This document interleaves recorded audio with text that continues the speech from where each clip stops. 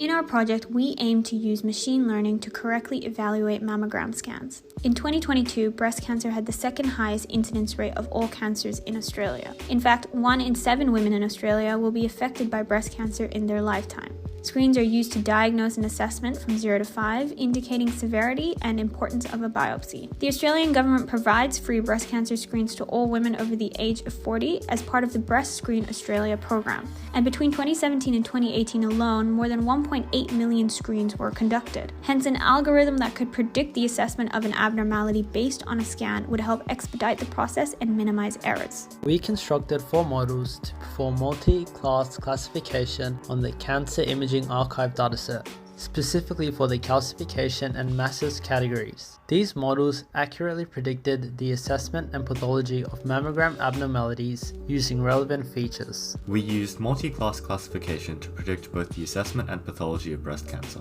Assessment refers to the likelihood of cancer severity ranging from 0 to 5. An assessment of 4 or 5 denotes a high likelihood of cancer, and a biopsy follow-up is typically recommended. Pathology is 3 classes representing whether the tumor is cancerous or not.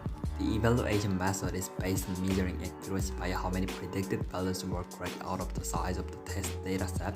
The output of the FNM model is the probability matrix, where each column represents each class. To compare those outputs to the labels, use the argmax function, so the index of the column with the highest probability will be the predicted value. We discovered that the models we developed serve as a valuable tool for radiographers, assisting them in assessing cancer severity. However, it is important to note that our predictions are based on imaging diagnosis, which may not be as accurate as a traditional biopsy. Consequently, the inconsistency between predicted assessment and pathology may arise, and the level of confidence required may not be met since there is a risk of false negatives.